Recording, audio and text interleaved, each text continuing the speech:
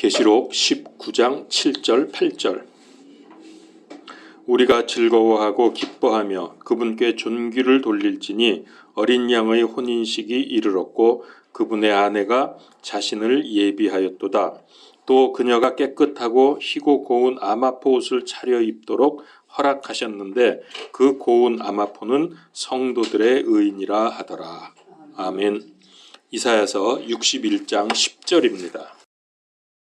내가 주를 크게 기뻐하며 내 혼이 내 하나님을 기뻐하리니 이는 마치 신랑이 장식으로 자기를 꾸미고 신부가 보석으로 자기를 단장하는 것 같이 그분께서 구원의 옷으로 나를 입히시고 의의 겉옷으로 나를 덮으셨기 때문이라.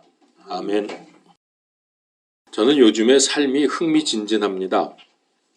성경에서 마지막 때 일어나리라고 말씀하신 내용들이 너무나 놀랍게 그대로 진행되는 것을 보면서 세상이 점점 어두워지고 있지만은 저는 그러면서도 희열을 느낍니다. 특별히 하나님의 살아계심, 또 1.1획도 틀림없이 말씀이 성취되는 것을 보면서 살고 있다는 것 때문에 이 참 우리가 특별한 시대에 살고 있구나.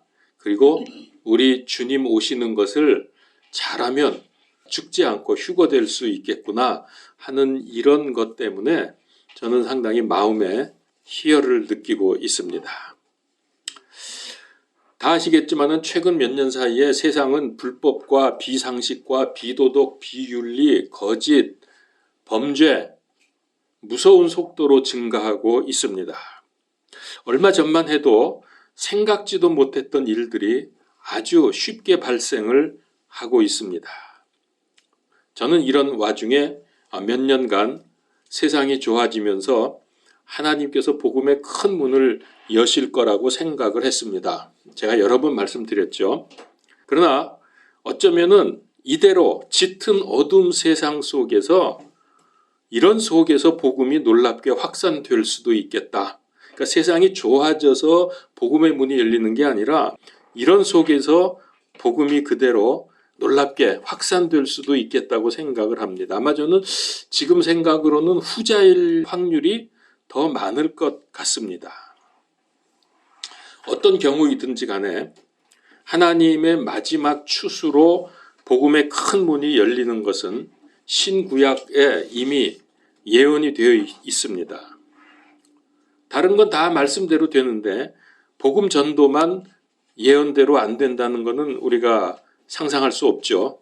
자, 그러면 정신 차리고 깨성도가 됩시다. 이게 안 되면 큰일입니다. 우리 그리스도인들의 가장 큰 소망이라면은 여러분들은 지금 어떤 소망을 가지고 사십니까? 저는 이 어둡고 악하고 죄 많은 세상을 빨리 벗어나서 하나님의 왕국으로 옮겨져서 복된 삶으로 영생을 누리는 것, 이것이 우리 그리스도인들의 간절한 소망이 아니겠는가? 제가 그러니까요. 신랑이신 예수님께서 재림하시면 우리는 그분을 기쁘게 맞이하는 신부로서 휴거가 되고 또 부활하고 혼인식에 참여하게 됩니다. 그리고 주님과 함께 영원히 부부로 살아가게 됩니다. 근데 이때가 아주 가까이 왔습니다. 부부관계에서 가장 기본이고 핵심이 무엇이죠? 신뢰. 사랑?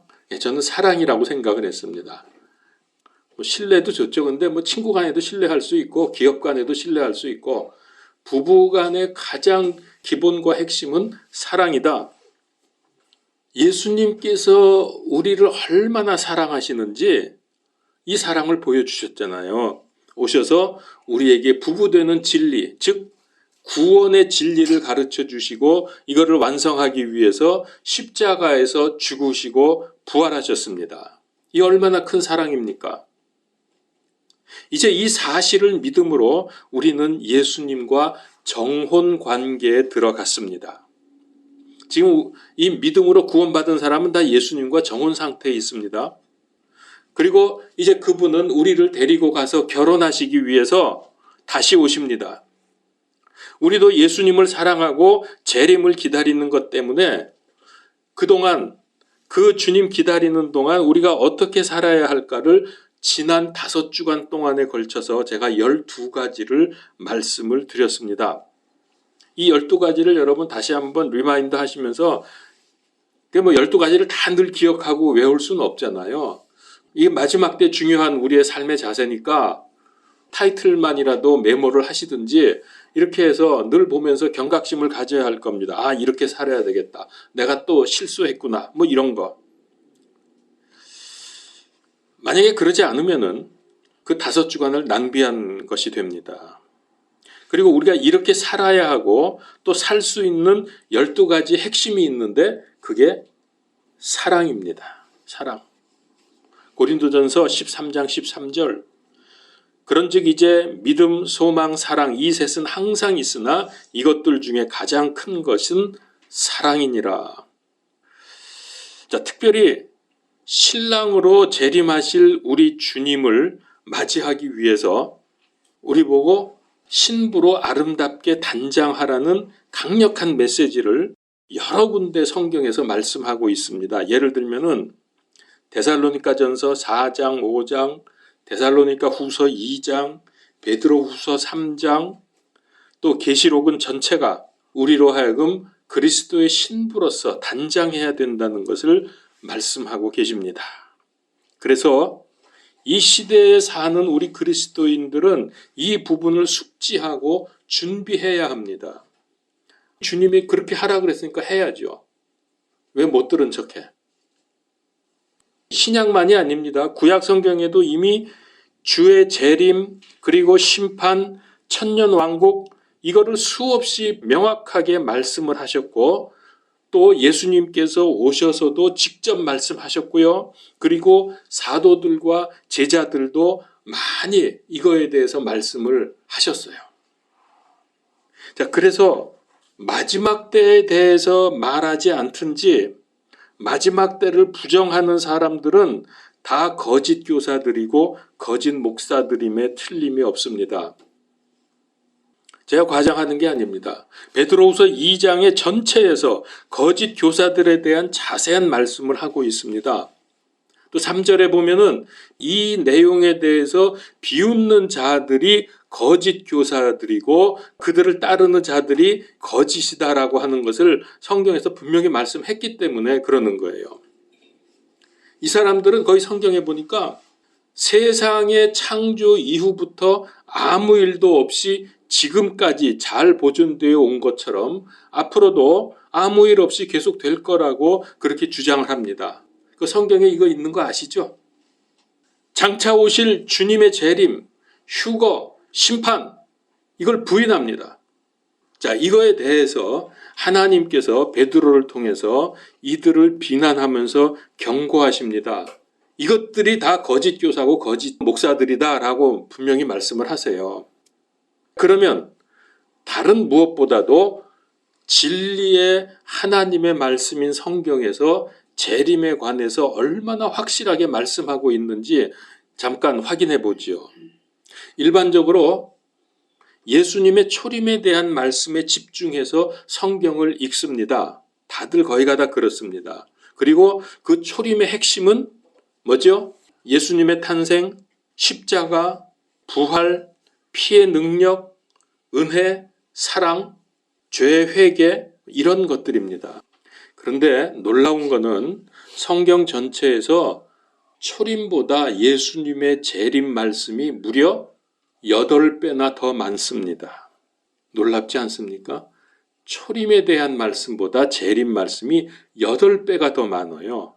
근데 우리는 이거를 무시해요. 성경에 중요한 핵심 사상 커다란 두 기둥이 있습니다. 성경에 나오는 많은 교리들 중에서 가장 중요한 핵심 교리가 무엇일까요? 구원이죠. 그렇죠. 구원 못 받으면 그럼 아무것도 아니니까 그건. 제일 핵심이 구원입니다. 그리고 그 다음으로 중요하고 많이 나오는 게 재림입니다. 이제 한번 여러분 재림에 대한 말씀이 그렇게 많아? 그리고서 다시 한번 읽어보세요.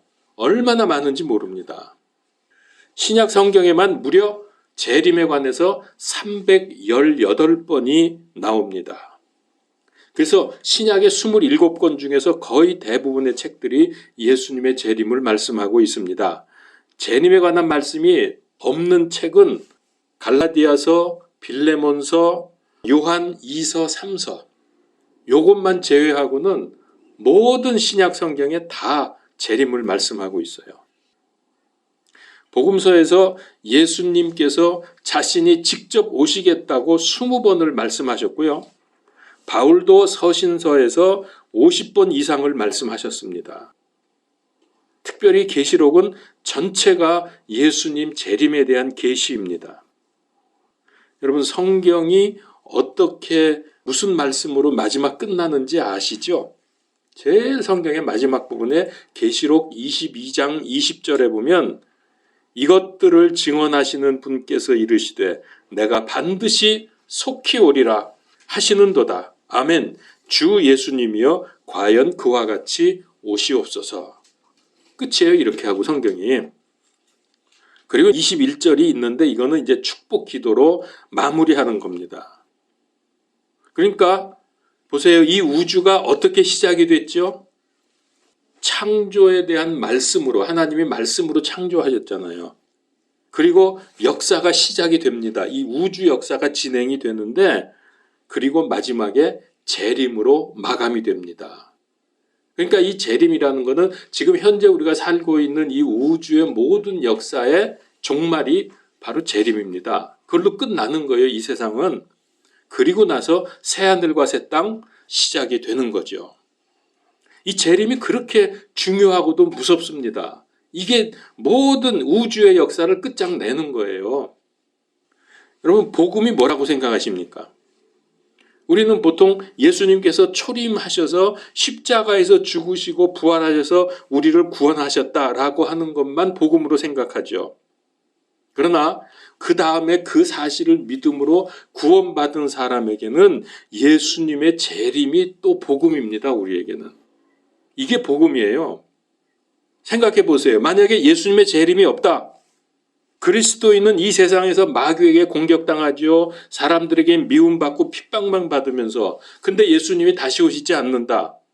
그럼 뭐예요, 그럼 우리는? 그래서 우리 주님이 오신다는 게 복음이라니까. 성경에서 구원, 재림, 심판 이거 빼면은 성경은 아무것도 아닙니다. 그러면 뭐가 남죠? 그거 빼면은 윤리, 도덕, 다른 종교의 경전 수준으로 떨어집니다. 성경이 하나님의 말씀에서 그냥 인간의 말을 모아놓은 타 종교의 경전 수준이 돼버리고 말아요. 거의 쓰레기 수준이죠. 신구약을 막론하고 기적들, 치유, 믿음, 교리들 이런 것들은 전부 구원과 직결되어 있습니다. 그 다음에 사랑, 소망, 인내 이런 것들은 재림과 직결되어 있습니다. 그러니까 성경을 보면 이게 전부 다예요. 이거밖에 없어요, 사실은. 그 다음에 뭐 어떻게 살아라, 인내하라. 사실 인내하라 자체도 우리에게 주시는 재림에 관한 말씀입니다. 주님 오실 때까지 우리는 인내하고 믿음을 지켜야죠. 제가 지난주 목사님들 8분이 모인 곳에서 어떻게 하다 보니까 예수님의 재림과 휴거와 이 마지막 때의 진행 상황에 대해서 보따리를 제가 살짝 풀었거든요. 조금만 풀었어요. 근데 여러분, 과장이 아니고요. 단 한 분도 예외 없이 멀뚱한 표정을 짓고 있습니다. 그리고 서로 하는 말, 내가 말하는 게 잠깐 이제 하다 끝나니까 서로 뭐라 그러는지 알아요? 야, 너 왜 한 목사 말하는데 왜 너 웃고 있어? 그러니까 옆에 있는 사람이 야, 인마 너도 웃었잖아. 이러고들 있어요. 그러니까 웃긴다는 얘기지. 제가 머쓱해져 가지고 마음속으로 이렇게 생각했어요. 이제 이런 말은 하지 말아야 되겠다. 물론 지킬 수 있을지는 모르겠지만. 자, 그래서 재림하시는 그리스도의 신부로서 우리는 단장을 해야 합니다. 이걸 비웃는 자들이 이 중요한 재림과 휴거 사건을 허무맹랑한 가짜 뉴스라고 하면서 조롱하고 핍박하는 게 현재 세태가 아닙니까? 그 사람들 뭐라 그럴까요? 소설 쓰시네 그럴 거야 아마 속으로. 구원받은 성도님들은 그리스도의 신부임을 말씀하시는 수많은 구절을 성경에서 찾을 수 있습니다. 굉장히 많습니다. 그 중에 이제 한 구절만 인용을 해보죠. 고린도 후서 11장 2절. 내가 하나님께 속한 질투로 너희에게 대하여 질투하노니 이는 내가 너희를 순결한 한 처녀로 그리스도께 드리기 위해 한 남편에게 너희를 정혼시켰기 때문이라. 우리 신부 아닙니까? 자, 그러면 이제 중요한 것은 어떻게 아름다운 신부로 단장할 수 있을까? 이게 우리의 오늘의 핵심 아닙니까? 어떻게 해야 우리가 신부로 단장하고 남편의 마음을 빼앗을 수 있을까?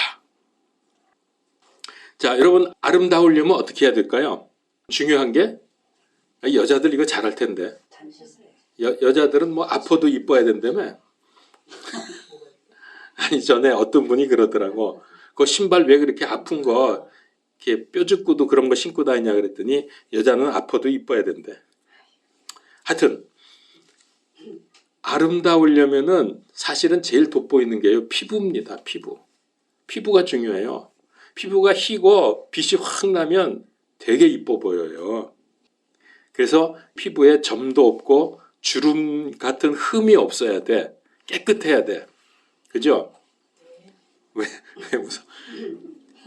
자, 에베소서 5장 27절에 보면 이렇게 말씀하십니다. 그것을 점이나 주름이나 그런 것이 없는 영광스러운 교회로 자기를 위해 제시하려 하심이며 교회는 거룩하고 흠이 없게 하려 하심이라. 여기 나오잖아요. 점도 없고 주름도 없어야 되고 흠이 없어야 된다. 그러면 아름답거든요. 본성에 속한 옛 사람은 아름답지 못합니다. 오히려 추하고 더럽습니다.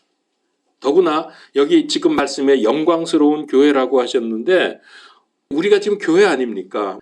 여러분 개개인도 물론 모여야 교회이긴 하지만 개인도 교회 일원으로서 교회라고 할 수 있어요. 교회가 아름다우려면 제일 중요한 거 한 가지. 믿음이 성장해야 합니다. 믿음이 성장해 갈 때 하나님 눈에 아름답게 보이는 거예요. 맨날 그 타령하지 말고 나는 못해요. 난 믿음이 없어요. 맨날 하면서 뒷걸음질 치지 말고 주여 저를 보내주시옵소서. 이사야가 그랬잖아요. 제가 여기 있나이다. 나를 보내소서. 그런 믿음의 기계가 있어야 된단 말이에요. 이 성경은 믿음의 성장을 강조합니다. 믿음으로 거듭난 후에는 자라야 하는 것이 당연하지 않습니까? 구원받으면은 그 구원받은 그 상태를 영적으로 갓난아이라고 말씀하십니다. 고린도전서 3장 1절에서 형제들아 내가 영에 속한 자들에게 말하는 것 같이 너희에게 할 수 없어서 육신에 속한 자 곧 그리스도 안에 있는 갓난아이들에게 말하는 것 같이 하였노라.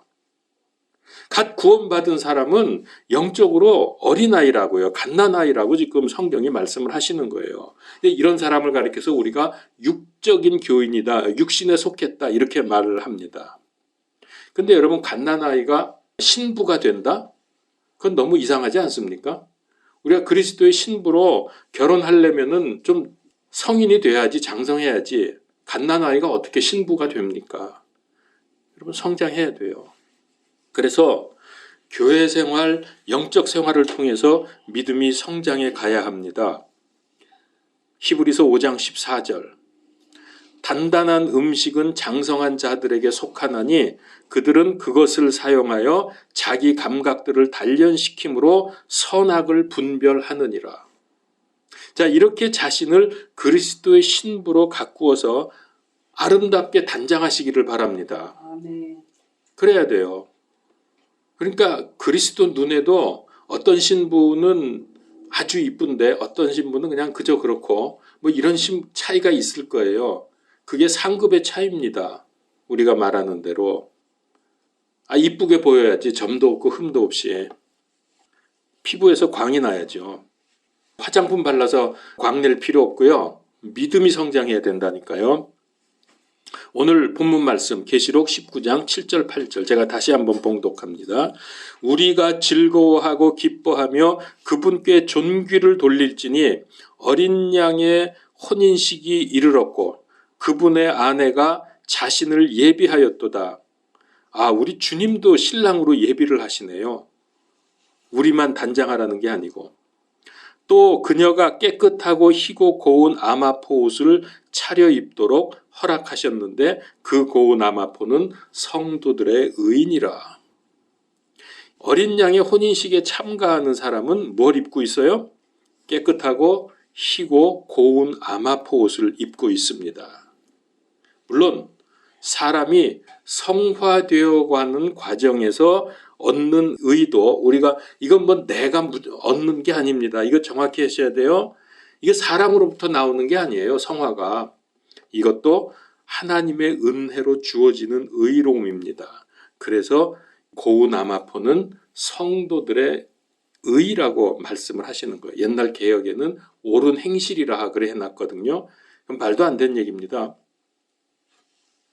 자, 그런데 구원을 받아도 그 미련한 다섯 처녀처럼 혼인식에 참여할 수 없는 사람도 있다는 거예요. 다시 말하면 그들은 기름을 준비하지 못한 사람들입니다.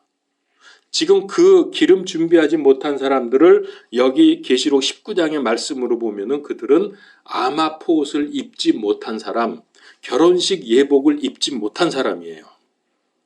근데 이 같은 말씀이 구약에도 있어요. 오늘 본문이죠. 이사야서 61장 10절. 내가 주를 크게 기뻐하며 내 혼이 내 하나님을 기뻐하리니 이는 마치 신랑이 장식으로 자기를 꾸미고 신부가 보석으로 자기를 단장하는 것 같이 그분이 구원의 옷으로 나를 입히고 의의 겉옷으로 나를 덮으셨기 때문이라. 자, 여기 보니까 신부가 단장하기 위해서 입어야 하는 옷이 두 가지가 있죠. 두 옷이 있죠. 제일 먼저 뭐예요? 무슨 옷? 구원의 옷. 구원의 옷이라고 나오죠.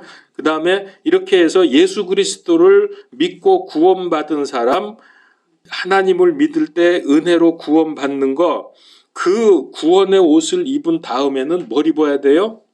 의의 겉옷을 입어라. 그러니까 겉옷 그 위에다가 구원의 옷 위에다가 의의 옷을 겉에다가 입으라는 거예요. 이게 무슨 옷일까요? 아까 계시록 19장에 나오는 무슨 옷? 아마포 옷, 고운 아마포 옷은 성도들의 의라 그랬잖아요.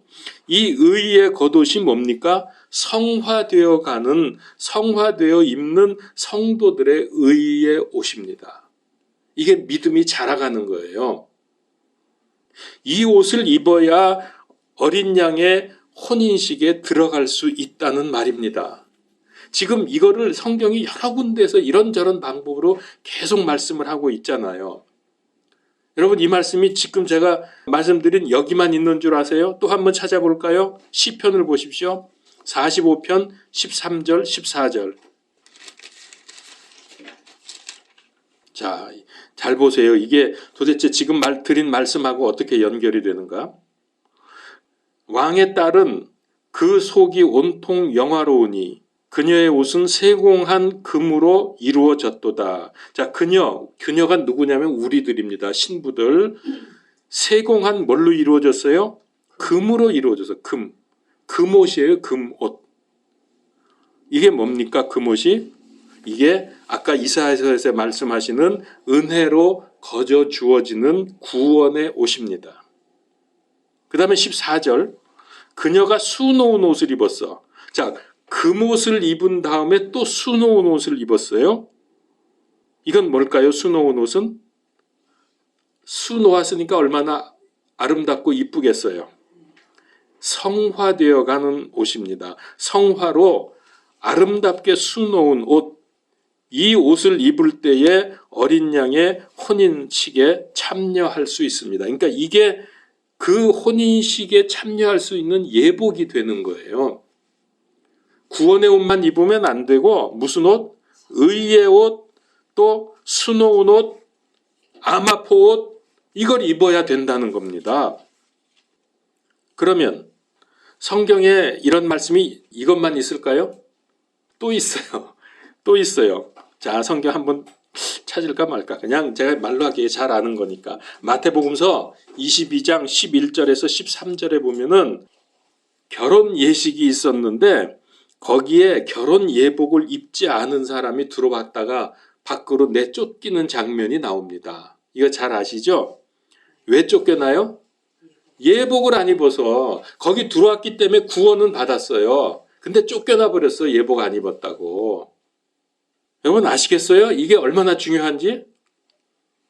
자, 이제 우리는 다음 세상인 하나님의 왕국에서는, 즉 그 하나님의 왕국, 그 뭐냐면 새하늘과 새 땅입니다. 거기에는 뭐가 있죠? 새 예루살렘이 있습니다. 새 예루살렘이 있고 그 새 예루살렘 성 안이 있고 성 밖이 있겠죠. 예복을 입고 혼인잔치에 참여한 사람은 성 안에서 그리스도의 신부로 그리스도와 함께 영원토록 삽니다. 그러나 예복이 없어서 혼인식에 참여하지 못한 사람은 성 밖에서 사는 거예요. 이걸 아셔야 돼요.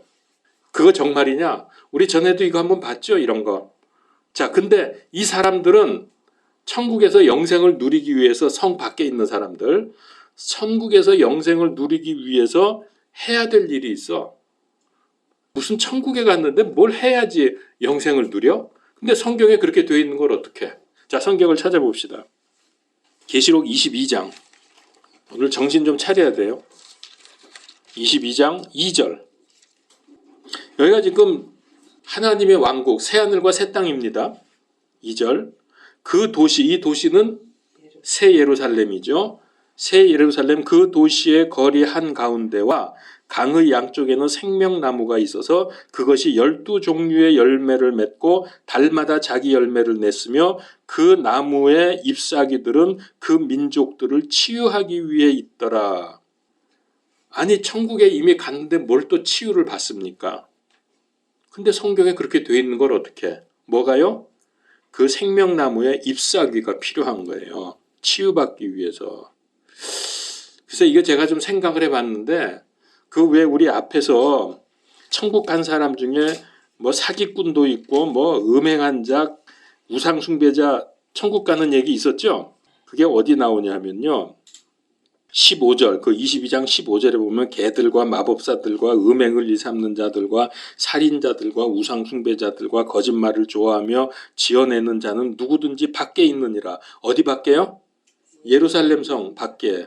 이 사람들은 치유를 받기 위해서 생명나무의 잎을 필요로 합니다. 아마 그게 약재인가 봐요. 자, 그래서 어쨌든 이들은 치유를 위해서 잎사귀를 먹어야 되고요. 이들은 하나님의 명령들을 행할 때에 성 안에 들어와서 생명나무 열매를 얻게 됩니다. 14절을 보세요. 그분의 명령들을 행하는 자들은 복이 있나니 이것은 그들이 생명나무에 이르는 권리를 소유하게 하며 그 문들을 지나 그 도시로 들어가게 하려 함이로다. 그러니까 밖에 있는 게 확실해요. 이 사람들은. 거주지는 바뀝니다. 그런데 15절에 보니까 지금 얘기한 대로 개들과 마법사들 이런 데 쭉 나오잖아요. 이 사람들은 밖에 있다 그랬어요. 그 새 예루살렘 성 밖. 그러니까 이 사람들은 구원은 받았어. 구원의 옷은 입었는데 미안하지만 예복을 입지 못했어. 혼인식 예복을. 밖에 있는 거예요. 그리고 이 사람들은 예루살렘 성 안에 정기적으로 들어와서 그 열매를 먹어야 돼요. 그런데 여러분, 이 사람들에 대한 얘기가 여기서 끝이 아닙니다. 성경은 참 그래서 좋아요. 여기저기에다가 말씀들을 해놓으셨거든요. 그래서 이걸 연결시키는 그 노력과 열심이 필요해요. 자, 이 사람들의 상태를 한번 봅시다. 에베소서 5장 5절. 이거 연결을 시켜야 이게 제대로 보이는 겁니다. 너희가 이것을 알거니와 음행을 일삼는 자나 부정한 자나 탐욕을 부리는 자 곧 우상 숭배자, 이거 우리 아까 계시록 22장에서 봤죠. 자는 결코 그리스도와 하나님의 왕국에서 아무 상속 유업도 받지 못하느니라. 여러분 놀랍지 않습니까? 이들은요, 하나님의 왕국에는 있어요. 근데 거기서 아무 상속 유업을 받을 게 없어요. 만약에 이 사람들이 여기 뭐 우상 숭배하고 부정한 자, 탐욕 부린 자 이런 사람들이 구원받지 못하고 지옥 갔다 그러면 이런 말 할 필요가 없죠. 그냥 지옥 가면 끝인데 뭐. 근데 여기는 하나님의 왕국에서, 즉 그 얘기는 거기 갔다는 얘기예요. 아무 상속 유업도 받지 못한다. 그러니까 거기 가면은 상속 유업을 받는 사람이 있고 못 받는 사람이 있어요. 그리스도와 결혼한 사람은 상속 유업을 받고 못한 사람은 못 받아요. 그래서 제가 전에 그런 얘기 했는데 아마 이거 맞을 겁니다. 뭐 성경에 딱 그렇게 설명은 안 돼 있어서 모르겠지만 성 안에 사는 사람들을 가리켜서 성경은 하나님의 아들이라 그래요. 그러나 성 밖에 있는 사람은 하나님의 백성이 되는 거예요. 아들과 백성은 천지차이입니다. 왕의 아들은 왕가의 사람이고요. 왕의 백성은 왕가의 다스림을 받는 사람들이거든. 이게 똑같을 수가 없어요. 그러니까 왕의 직계 그 혈통이어야 상속 유업을 받죠. 백성들에게 왕이 상속 주지 않잖아요. 그 아들, 자녀들이 상속을 받죠. 그러니까 성 밖에 사는 백성들은 상속이 없다는 거예요. 천국에는 갔는데 상 받고 누릴 게 없어. 이 사람들은. 왜? 믿어서 구원은 갔는데 맨날 하는 짓이 우상 숭배하고 탐욕 부리고 음행하고 사기치고 이런 거 하면, 왜 그런 사람이 있잖아요. 믿긴 믿는데 거기서 성화되지 못하고 사는 사람들. 제가 좀 시간이 가지만 오늘 전철에서 올 때 있었던 얘기를 해드릴게요. 제가 그 노인석에 이렇게 앉아가지고 성경책을 보고 있었어요.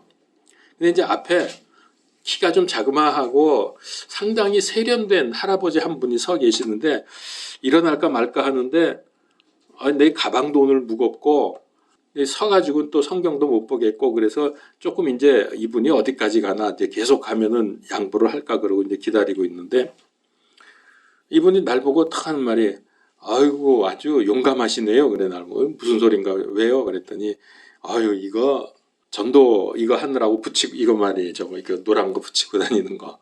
이거 붙이고 다니는데 굉장히 아주 믿음이 좋다고 날 보고 그런 식으로 말을 해요. 그래서 이거 뭐 믿음 좋은 것도 아니고 용감한 것도 아니고 제가 평소에 전도를 못하니까 그냥 붙이고 다니는 거예요. 혹시 지나가다가 이거 본 사람 중에 구원받는 사람도 있겠죠. 그랬더니 그럼요. 그럼요. 그거 보고 하나님이 역사하시면 구원받죠. 이분이 이러더라고. 그래서 이게 보니까 되게 장로님 스타일이야. 딱 이게 모든 게 보니까.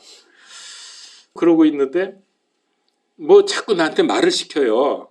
이제 성경 덮어놓고 이제 말하는 거 서로 주고받고 그 사람은 또 뭐 그런 얘기 뭐 교회에서 뭐라든 뭐 하여튼 지금 갑자기 생각은 안 나는데 뭐 이런저런 얘기를 자꾸 해. 근데 또 그 옆에 어떤 할머니가 서 있는데 이렇게 얘기를 하면서 이렇게 보니까 굉장히 서 있는 게 힘들어. 그 보면 보이잖아요. 그래서 앉으시라고 내가 일어났어요. 그랬더니 앉으면서 자기는 원래 장애인이라 그러면서 다리를 이렇게 보여주는데 교통사고가 나가지고 막 꼬매고 이게 한 게 막 그냥 굉장히 많더라서 아이고, 내 진작 말씀하시죠. 그랬더니 웃더라고요. 그런데 내가 이제 거기까지 왔는데 가만히 있겠어요? 그래서 이제 앉아있고 나는 서 있으니까 이렇게 숙이면서 예수님 믿으세요. 제가 그랬거든요. 이분 하는 말이 내가 참 열심히 믿었어요. 그러더라고. 그래서 지금은 안 믿으세요? 그랬더니 지금은 교회 안 나가요. 그래서 왜 그러냐 그랬더니 자기는 초등학교 때 방언을 받았대요. 그리고 자기는 안수기도를 많이 받는데 자기는 한 사람한테 안 받고 목사님 사모님에게 동시에 안수를 해달라고 늘 그렇게 해서 안수를 받으면서 굉장히 열심히 뭐 여전도에 회장도 했다 그러고 왜 안 나가시냐고 지금은 그랬더니 교회 갔다 오는데 교통사고가 나서 반 죽었다가 살아난 거래요. 근데 이상하게 그 다음부터 교회만 갔다 오면은 집에 가면은 강아지가 죽어 있고 또 집에 가면은 뭐가 어떻게 그런 사고가 생기고 그래서 교회를 못 나가겠다는 거야. 그래서 그 이후로 믿음을 못 가졌다고. 그렇게 몇 년이 됐나 봐요 벌써. 그러니 얼마나 안타깝고 답답해요. 이제 자꾸 권면을 했지. 그래도 믿어야 됩니다. 이게 지금 여기서 뭐 살고 뭐 이게 중요한 게 아닙니다. 죽은 다음에 천국과 지옥 있는 거 아시죠? 그랬더니 안 돼. 그럼 믿으셔야죠. 그랬더니 회복해야 되는데 안 된다고 막 이래. 그러니까 또 옆에 있던 그 장로님 같은 분이 그렇게 말이야 자꾸 교회만 갔다 오고 사고 터지면 예수 그리스도 이름으로 마귀를 쫓아내라고, 귀신 쫓아내라고 막 이러는 거예요. 딱 상태를 보니까 믿고 회복하고 싶은 마음이 있는데 그게 안 되는 거야. 또 그 옆에 앉은 할아버지 한 분이 계셨어. 그래서 또 이분한테만 자꾸 집중하는 것도 미안하고 그래서 전도지, 이분한테도 전도지를 줬구나. 책자 같이 된 전도지 있잖아요. 그걸 주면서 꼭 읽어보시랬더니 고맙다고 읽어보겠다고 그러더라고요. 옆에 있는 또 분한테도 전도지를 줬죠. 이제 그분한테는 그 책자가 아니라 그 뭡니까? 최고의 선물? 우리 전도지 있잖아. 그걸 줬어 그랬더니 그분도 또 봐도 그러면서 고맙다고 그러면서 이제 그분은 금방 내렸어. 그리고 이제 그분들을 다 내렸고, 그러니까 저랑 얘기하고 뭐 했던 분들은 다 내렸어. 나는 이제 여기까지 오니까, 종로까지 오니까 이제 계속 왔는데, 그러니 제가 뭐 하겠어요. 이제 기도해야지 그분들을 위해서.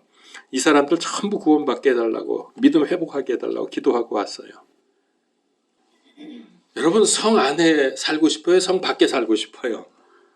전도 열심히 하세요. 그리고 믿음도 성장하고. 우리가 하나님께서 말씀하시는 대로 천지가 창조되었다는 것을 믿는다면은 마지막에도 하나님 말씀대로 세상 종말이 말씀대로 올 것이 믿어질 겁니다. 당연히 그래야죠.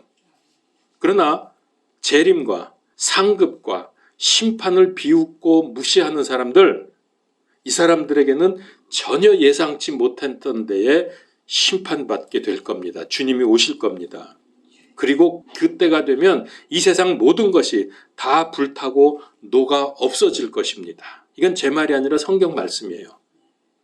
베드로후서 3장 10절. 그러나 주의 날이 밤에 도둑같이 오리니 그 날에는 하늘들이 큰 소리와 함께 사라지고 원소들이 뜨거운 열에 녹으며, 그러니까 이게 다 그냥 녹아 없어지는 거예요. 이 세상이. 원소들이 뜨거운 열에 녹으며 땅과 그 안에 있는 일들도 불태워지리라. 12절. 하나님의 날이 오는 것을 기다리고 서두르라. 그 날에 하늘들이 불이 붙어, 하늘에 불이 붙는데요. 불이 붙어 해체되고 원소들도 뜨거운 열로 녹으려니와. 다 녹고 불타고 없어지는 거예요. 이 세상에. 근데 왜 여기다 관심 두고 여기에 미련 두고 자꾸 세상의 것 더 가지려고 애를 써요. 그냥 먹고 살면 돼요. 하나님이 주시면 감사합니다. 그리고 그것 가지고 전도하고 이웃 돕는 데 쓰면 되고 나는 먹고 살면 되잖아. 그것 가지고 뭐 차를 몇 대씩 사고 집을 아방궁을 짓고 살아야 속 시원해요? 바보지 그거. 히브리서 9장 28절. 이거 찾아봅시다. 마지막입니다. 히브리서 9장 28절.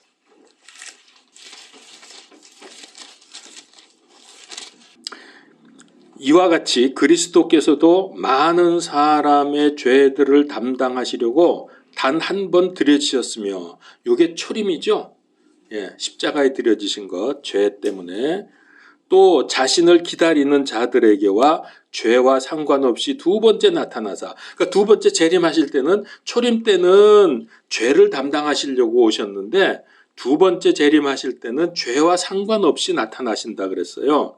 그러면서 어떻게 해요? 구원에 이르게 하시리라. 그러니까 지금 우리는 이미 구원은 받았지만은 재림하셔서 구원을 완성하는 거예요. 초림하셔서 믿는 자들의 죄를 깨끗이 씻어주셨습니다. 그러나 불신자들의 죄는 그대로 남아 있습니다. 약속대로 이제 주님 재림하시면 믿는 사람들의 구원은 완성되고 불신자들은 심판받아서 불호수로 던져집니다. 특별히 믿는 사람들에게는 그가 살아온 행위와 믿음에 따라서 하늘의 상급이 주어집니다. 계시록 22장 12절. 보라, 내가 속히 오리니 내가 줄 보상이 너희에게 있어 각 사람들에게 그의 행위에 따라 주리라. 여러분, 바라기는 믿음이 성장해서 성화되어 가서 어린 양의 혼인식에 꼭 참여합시다. 아멘. 네, 저도 들어갈 거 확실하니까 여러분들도 다 같이 우리 들어갑시다. 그 혼인식에. 기름 준비 못 해가지고 쫓겨나지 말고. 그래서 우리 다 같이, 우리 생명교회 성도님들은 다 같이 새 예루살렘 성 안에서 영원 무궁토록 사시기를 축원합니다. 아멘. 하나님 감사합니다. 우리가 무엇이기에 이와 같은 축복과 상을 예비해 놓으시고 영원한 하나님의 나라에서 주님과 복되게 살도록 이 모든 축복을 허락하시는지요. 상상도 할 수 없을 만큼의 이 큰 복을 우리가 감당할 수 없지만은 그러나 이 모든 것을 우리를 위해서 준비해 주신 하나님께 찬양과 영광을 돌립니다. 그러나 우리 주변에 믿지 아니하고 믿음을 조롱하는 자들이 있습니다. 비록 우리가 핍박받고 조롱받아도 그들에게 복음을 전할 수 있도록, 그래서 함께 새하늘과 새 땅에서 영생을 누릴 수 있도록 복음 전파에 쓰임받게 하여 주시옵소서. 그래서 우리 가족들도 다 같이 새 예루살렘 성 안에서 살 수 있도록 주님 은혜 베풀어 주시옵소서. 예수 그리스도 이름으로 기도하옵나이다. 아멘.